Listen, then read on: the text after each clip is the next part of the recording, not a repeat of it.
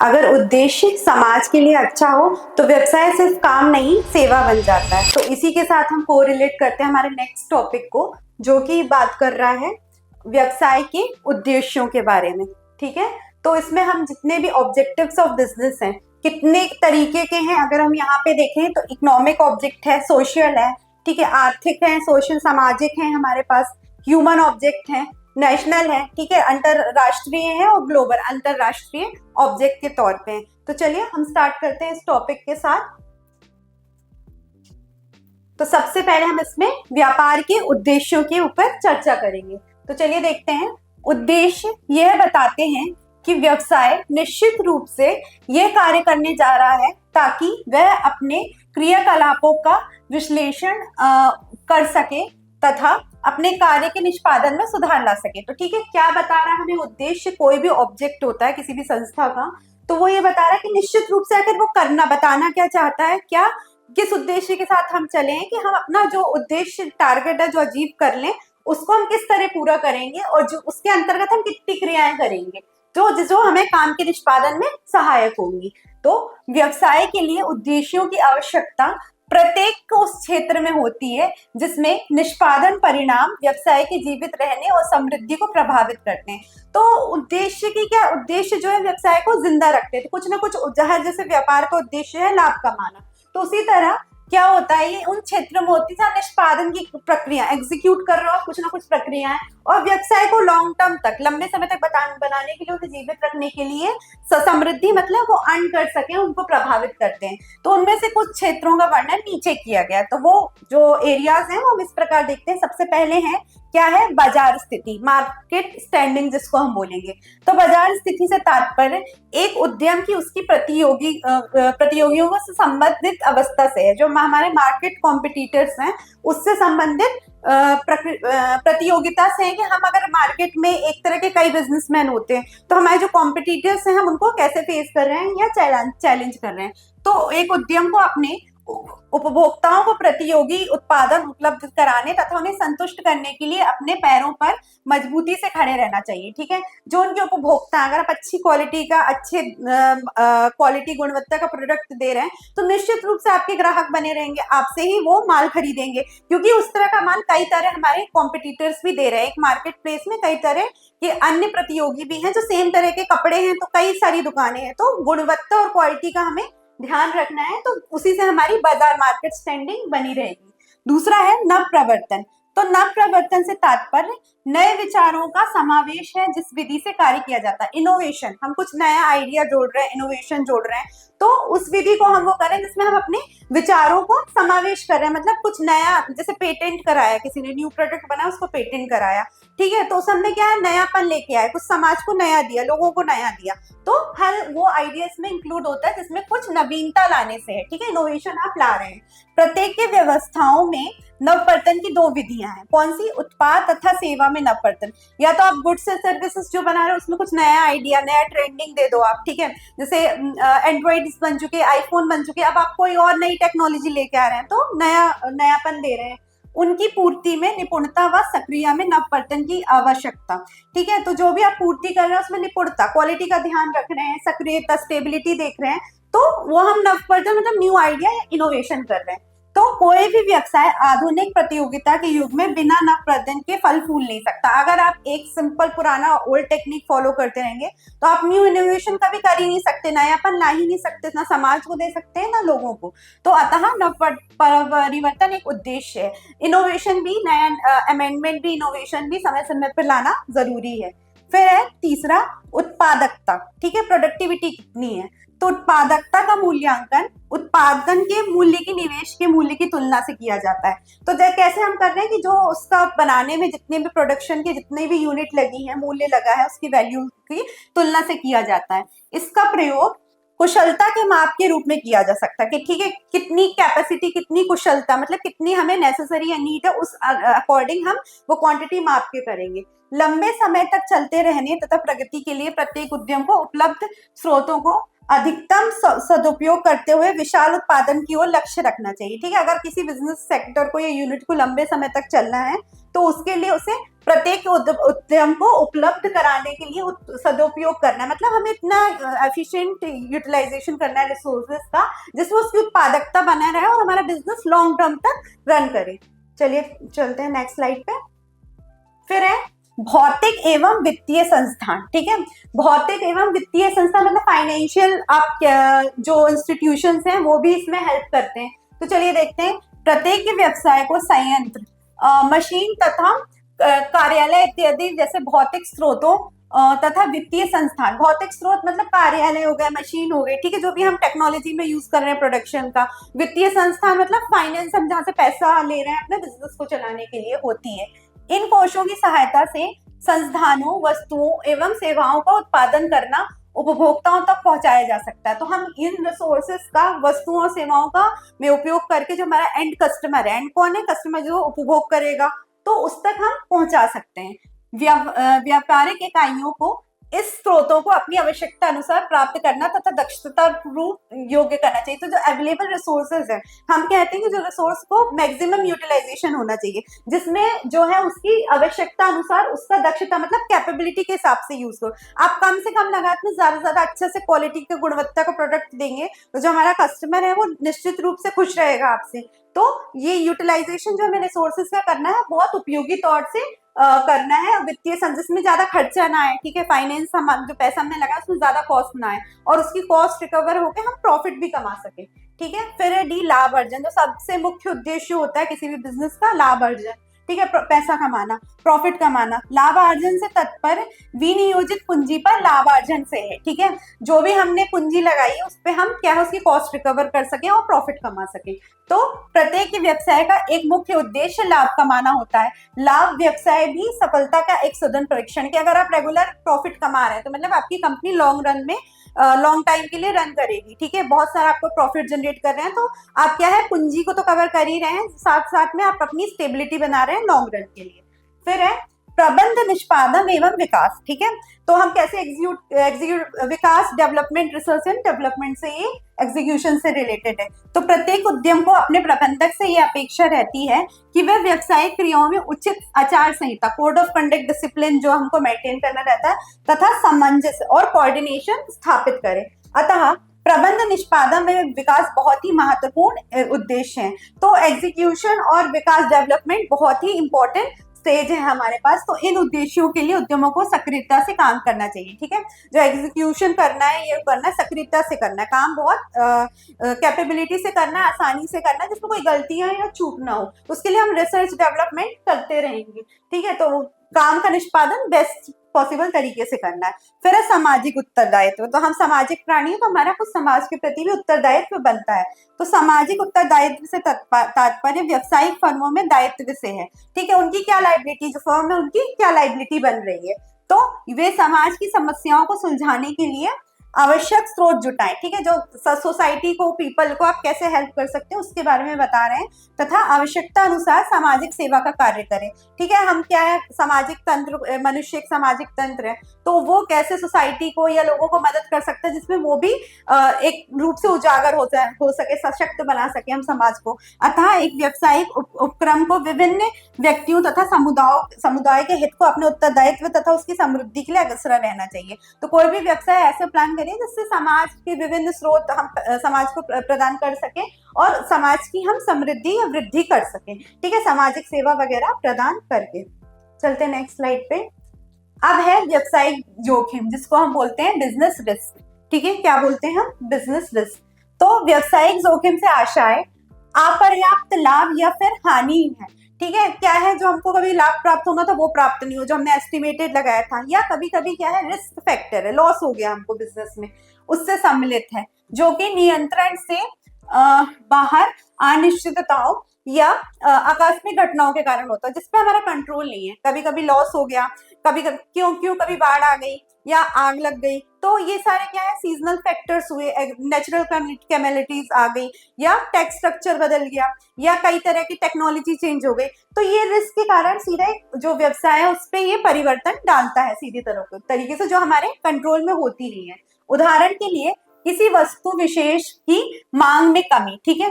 कोई जैसे tax structure आया तो कोई प्रोडक्ट की कीमत घट गई तो उसका एक बिजनेस यूनिट पे इफेक्ट पड़ा, ठीक है। उपभोक्ताओं की रुचि या प्राथमिकताओं में से परिवर्तन, अब फैशन ट्रेंड बदलता रहता है तो उसके हिसाब से कस्टमर का टेस्ट बदल रहा है। कल किसी चीज का पोल्का डॉट्स का फैशन था, आज इन द सेंस मतलब पेस्टल्स का फैशन आ गया, तो वो उपभोक्ताओं की चॉइस पे बदलता रहता है।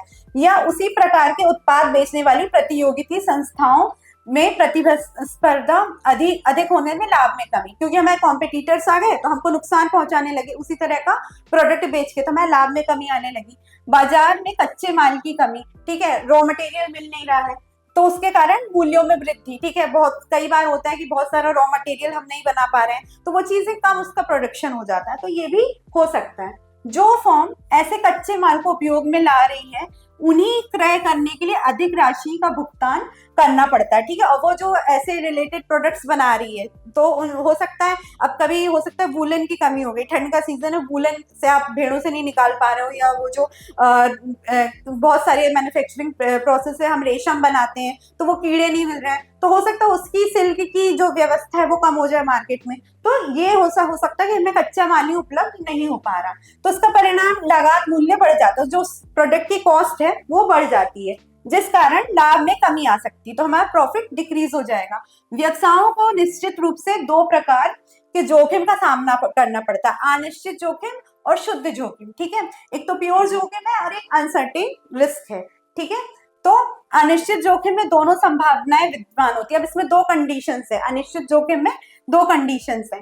पहला है लाभ की भी या हानि की भी, यहाँ प्रॉफिट भी हो सकता है और लॉस भी हो सकता है। संदिग्ध हानियां बाजार की दशा में जिसमें मांग व पूर्ति में उतार चढ़ाव शामिल है, ठीक है।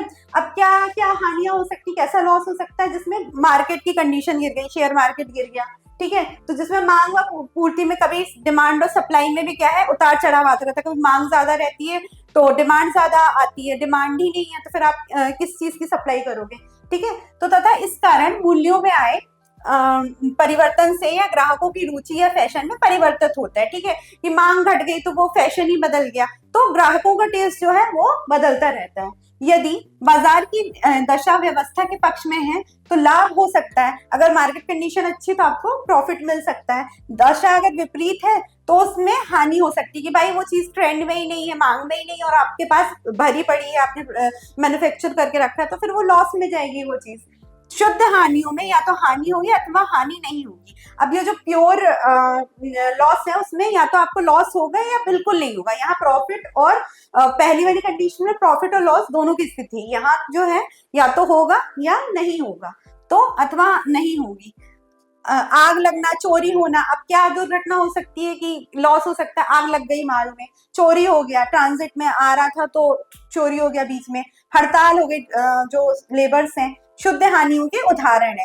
यदि ये घटनाएं घटित होती है तो हानि होगी तथा इन घटनाओं के घटित होने पर हानि नहीं होगी। अगर ऐसा कुछ हुआ, बाढ़ आई, आग लगी या चोरी हो गया, अगर ये हुआ मतलब ये सर्टेन इवेंट्स पे रहता है, हुआ तो ही हानि होगी अथवा कोई हानि नहीं होगी, ठीक है, तो ये शुद्ध जोखिम में आएगा, ठीक है। तो ये तो हमारा व्यवसायिक जोखिम। चलते हैं नेक्स्ट स्लाइड पे।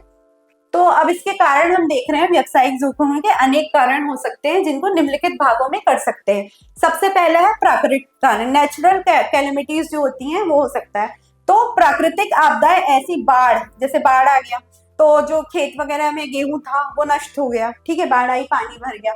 भूचाल, बिजली गिरना, कई बार खंभों से बिजली गिर जाती तो ऐसी स्थिति हो जाती है, ठीक है, कि माल नष्ट हो जाता है। भारी वर्षा, वही खेती को नुकसान पहुंचा रही, अकाल आदि पर मनुष्य का लगभग नहीं के बराबर नियंत्रण है। ये चीजें जो है वो ह्यूमन कंट्रोल कर ही नहीं सकता, ना के बराबर उसमें उसका कंट्रोल होता है। दूसरा है मानवीय कारण। अब ये ह्यूमन जो रीजंस होता है वो क्या है, मानवीय कारणों में कर्मचारियों की बेईमानी, ठीक है, कि जो धोखाधड़ी कर रहे हैं, कंपनी में काम नहीं कर रहे हैं, बेईमानी कर रहे हैं, ठीक है, लापरवाही, कई बार केयरलेसनेस के कारण कई बार दुर्घटनाएं हो जाती हैं या नुकसान हो जाता है प्रोडक्ट में, या अज्ञानता को समझ या उस चीज का नॉलेज नहीं है और वो प्रोडक्शन कर रहे हैं तो उसमें ये चीज शामिल है। बिजली फेल हो जाना, हड़ताल होना, प्रबंधकों की अकुशलता आदि है। तो मतलब आपके पास उतनी कुछ कैपेसिटी नहीं थी और आपने वो रिसोर्सेज और टाइम दोनों वो कर दिया, हड़ताल हो गई, स्ट्राइक हो गई, तो ये मानवीय कारणों में है। तीसरा है आर्थिक कारण। तो इन कारणों में माल की मांग में अनिश्चितता, ठीक है, जो डिमांड है उसमें अनिश्चित हो गई, ठीक है, कि मांग गिर गई या बढ़ गई तो वो अनिश्चित रहती है। कॉम्पिटिटर बढ़ गया, मूल्य बढ़ गया, ग्राहकों की देय राशि बढ़ गई, तकनीक में कोई टेक्नोलॉजी चेंज आ गया, तो कि विधि में परिवर्तित आदि को सम्मिलित किया जा सकता है। तो ये सारी विधियां हो सकती है आर्थिक कारण की, ठीक है, जो फाइनेंशियल फैक्टर्स को ये इफेक्ट करती है। वित्तीय समस्याओं में ऋण पर ब्याज दर में वृद्धि, ठीक है, लोन महंगा हो गया तो आपको इंटरेस्ट ज्यादा पे करना पड़ेगा, करों की भारी उगाही आदि है, ठीक है, टैक्स सिस्टम बदल गया, टैक्स बदल गया। तो इस प्रकार के कारण की श्रेणी में आते परिणाम स्वरूप व्यवसाय संचालन लगात असंबद्ध रूप से अधिक हो जाती। तो इससे क्या है, ये सारे फैक्टर्स किसी भी जो कॉस्ट है किसी भी प्रोडक्ट की उसको ये बढ़ाते हैं, तो ये आर्थिक कारण हो सकते हैं।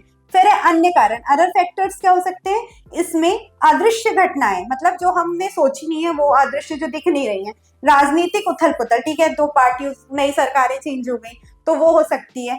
मशीनों में खराबी, ठीक है, कई बार उपकरण या यंत्र ठीक तरीके से काम नहीं कर रहे, वो हो सकता है।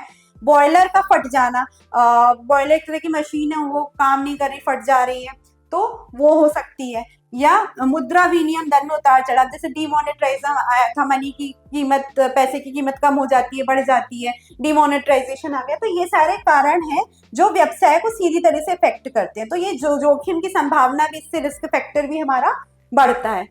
ठीक है, चलते हैं नेक्स्ट स्लाइड पे। तो व्यवसाय का आरंभ, मूल घटक, मेन फैक्टर्स क्या, अगर किसी को व्यवसाय के रूप को पूरी तरीके से शेप साइज को इफेक्ट कर रहे हैं, उसके मूल घटक क्या है। तो चलिए देखते हैं। किसी व्यवसाय को प्रारंभ करना ठीक उसी प्रकार का काम है जैसे मनुष्य विभिन्न संसाधनों का उपयोग कर अपने प्रयत्नों को किसी निश्चित उद्देश्य को प्राप्त करें। ठीक है, अगर हम किसी भी व्यवसाय को प्रारंभ कर रहे हैं तो उसमें मनुष्य विभिन्न कई सारे रिसोर्सेज होते हैं, रिसोर्सेज इन द सेंस कच्चा माल हो गया, मशीनरी हो गई, मैन हो गया, तो बहुत सारे चीजें होती है जिसको इस्तेमाल करके हम अपने प्रयासों को एक नई दिशा देते हैं।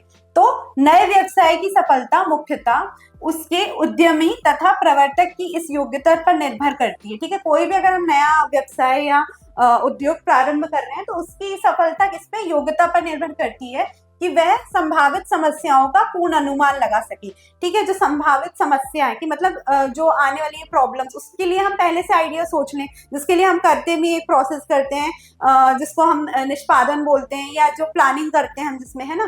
तो ये सारी की बिजनेस में अगर फ्यूचर में हम ये तो नहीं मान सकते कि हमें प्रॉफिट ही होगा, लॉस आता तो उसको हम कैसे रिकवर करेंगे। तो वो जो जितनी भी संभावित प्रॉब्लम्स है उसका हम पूर्ण अनुमान लगा के उसको सॉल्यूशन या पहले से उसके लिए तैयार रहें, तो तथा कम से कम लागत में उसका समाधान करने में, कम से कम जैसे कोई प्रॉब्लम आ गई, ठीक है, मांग घटी बढ़ी, तो उससे प्रोडक्ट आपकी मांग घट गई, तो उसको हम कम से कम लागत में किस तरीके से निकाल सकते हैं, कितना सक्षम है। जैसे किसी प्रोडक्ट की मांग घट गई, कपड़ों का या ट्रेंड चेंज हो गया, तो उसको हम सेल में लगा सकते हैं, सेल करके वो कॉस्ट रिकवर कर सकते हैं उसका। तो इस तरीके की समस्याओं के लिए हमें सावधान रहना चाहिए, कितना सक्षम है। आज के व्यावसायिक जगत में यह इसलिए और भी महत्वपूर्ण है क्योंकि प्रतिस्पर्धा बहुत ज्यादा है। अब आज ये क्यों जरूरी है कि मूल घटक, क्योंकि आज हमारे पास कंपटीशन बहुत ज्यादा है, एक तरह के प्रोडक्ट कई सारे मैन्युफैक्चरर्स बना रहे हैं, सेम टाइम पर वो एक मार्केट पे एंटर कर रहे हैं, तो बहुत ज्यादा जोखिम भी आ जाता है, तो इसलिए इससे रिस्क भी हमारा जो है वो बहुत बढ़ रहा है।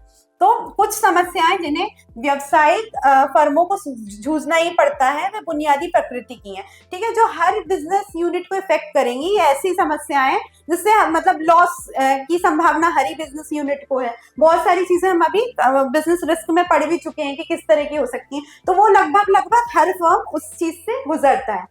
बड़े व्यवसाय में समस्या और भी अधिक जटिल हो जाती है। अब अगर बड़ा इंटरप्राइज है तो उसमें ये समस्या और भी जटिल हो जाती है, और भी ज्यादा तेज हो जाती है उसकी संभावना।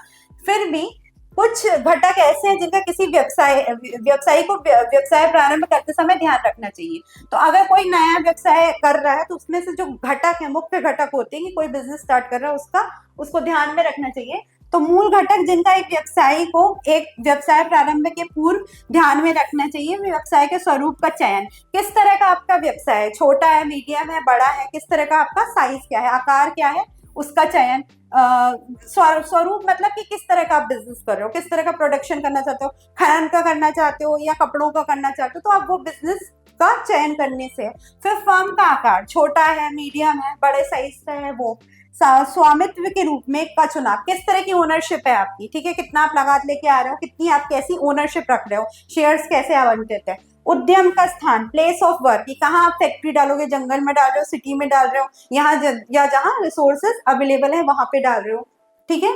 तो वित्तीय व्यवस्था, फाइनेंस आप कहाँ से करा रहे हो, कौन से फाइनेंशियल इंस्टीट्यूशन से करवा रहे हो, उसकी प्रस्तावना।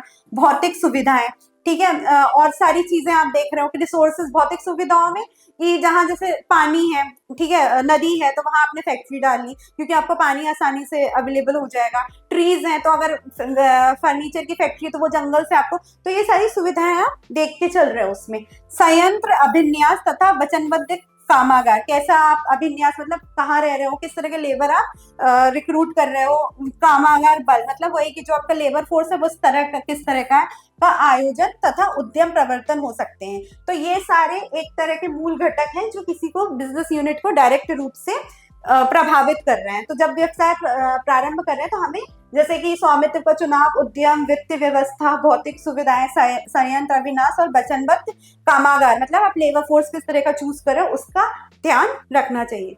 तो हमारा ये टॉपिक आज यहाँ पे एंड होता है। और जैसे हर कंपनी को निर्देशन के लिए सही दिशा चाहिए रहती है, वैसे ही आपको अपने लक्ष्य को पूरा करने के लिए सही उद्देश्य चाहिए होता है। अगर आपको आज का ये टॉपिक पसंद आया हो तो लाइक करें, शेयर करें, सब्सक्राइब करें, कमेंट करें और जुड़े रहें हमारे साथ इसी तरह आगे की टॉपिक्स के लिए। Thank you very much.